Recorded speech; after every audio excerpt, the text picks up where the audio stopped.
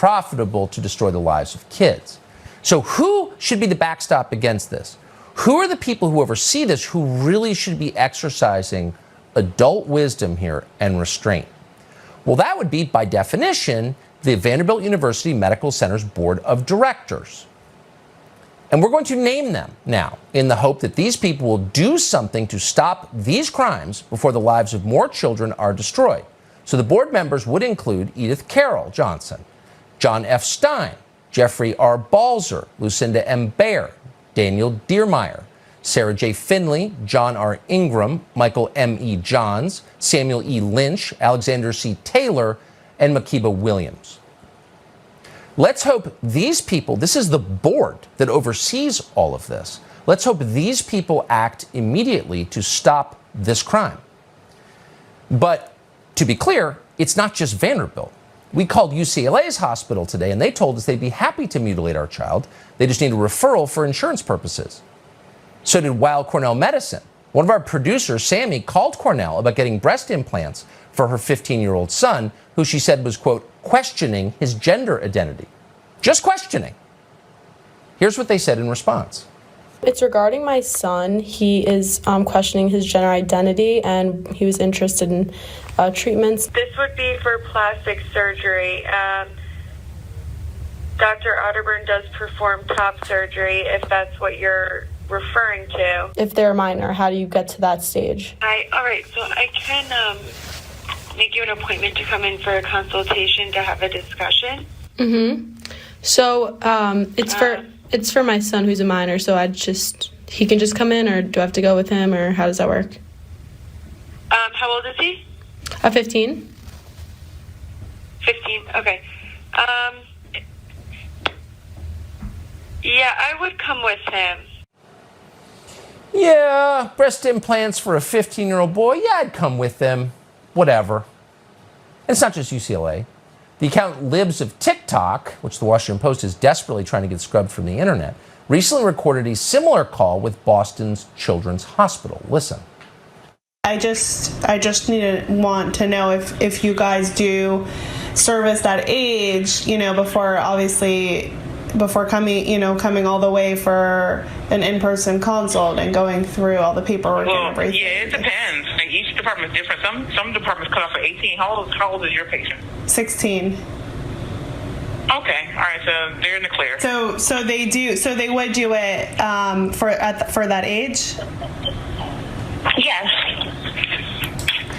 Okay, great. Is it a common procedure that you guys do for that age? Yes, we have all different type of age groups that comes in for that. For the hysterectomy? Yes, ma'am. So Boston Children's Hospital is now playing the victim here. Anyone who criticizes this is a threat and a danger, and get DOJ involved. And the Washington Post, the New York Times jump on. Anyone who questions this is evil. But that, of course, is the opposite of the truth. The people doing this know that what they are doing is evil. They know perfectly well. And that's why Vanderbilt took down its website after Matt Walsh reported on it. There is no scientific basis for any of this. It does not help children. It harms children. That is known. It's also obvious. Were you not a parent? Researchers in Stockholm studied the effects of transgender surgery over a period of 30 years. What did they find? Well, we'll tell you again. Quote, persons with transsexualism after sex reassignment have considerably higher risks for mortality, suicidal behavior, and psychiatric morbidity than the general population. 30-year study. And it's not just one study. More than 1,000 patients at the Tavistock Gender Clinic in the UK have just sued the clinic. They say they were pressured into life-destroying treatments, and that clinic is now being shut down. And that will happen in this country. This is a fad, and because there are no adults left, no one has put up a hand and say, slow down. But 5 years from now, we're going to look back in this, like a lot of things we've done recently, like destroying public art and statues and the COVID vaccine and so many other things that we've done without thinking about it in an environment where no one's allowed to protest. And we're going to look back in shame and horror. So Amy Tishelman is the lead author of the guidelines for the World Professional Association for Transgender Health. And Tishelman just admitted that recommendations for gender-affirming hormones and surgeries were removed from the internet to eliminate a paper trail and avoid lawsuits when inevitably practitioners followed them. Watch. We were thinking, and it was scary for me, about the potential uses of the chapter for legal and insurance contexts. Again, what we didn't want to do was create a chapter that would make it more likely that practitioners would be sued because they weren't following exactly what we said. This is completely wrong. They won't even defend it. They won't even answer simple questions about what it is. And again, it's irreversible. Hospitals are mutilating children.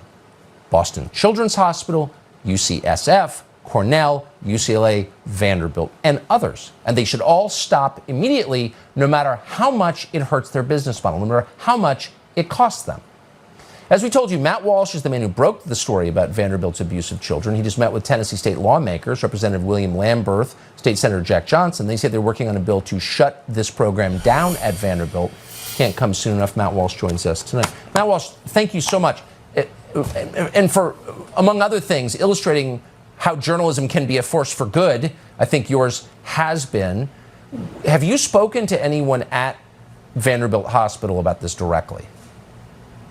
Well, Vanderbilt Hospital, I mean, we reached out for a statement when we first published the report, and at first they didn't want to give a statement, and they actually just took down, as you mentioned, they just deleted. That's what people have to understand. They deleted their entire transgender clinic website. They wiped it from existence. And then today, not to us, but in general, they released a statement. And the interesting thing about the statement they released is that they do not, while they start by claiming there's misinformation and so on, they don't actually factually dispute anything in my report because they can't, because everything that I said wasn't me saying it. I was just providing video evidence, much of which you played there. Well, we know for a fact, this is an absolute fact, that Vanderbilt, they performed double mastectomies on minor girls, on children. They chemically castrate children, and they give them irreversible hormone drugs that change their bodies permanently. They're doing all of that to kids. And the other thing we should note, and I'm glad you mentioned all the other hospitals around the country, because the things I just mentioned, that's happening all across the country, in every single state, in many hospitals and in many other medical clinics. All of those things are happening. And one of the reasons why it's allowed to keep happening is because people don't know about it, because they're not talking about it. And I think for a lot of average Americans, people just walking down the street, it's sort of unthinkable. They can't imagine that this sort of thing is actually happening, but it is, which is why we have to start by raising awareness about it. And we have to do that no matter the game the left plays, by saying if you so much as mention what they're doing, it's incitement and terrorism, which is absurd. But we can't bend to that tactic. We have to keep shining a light on this. Cutting the breasts off little girls? Sterilizing 14-year-olds? Like, yeah, okay. Yeah, we're not the criminals here. And by the way, I've got to believe that not everyone on the board at Vanderbilt Medical Center is a bad person. I've got to believe a lot of these people had no idea this was happening. And I hope they know now, and I hope they do something tonight to end it. I appreciate your coming on and for all you've done on this. Matt Walsh, thank you. Thank you.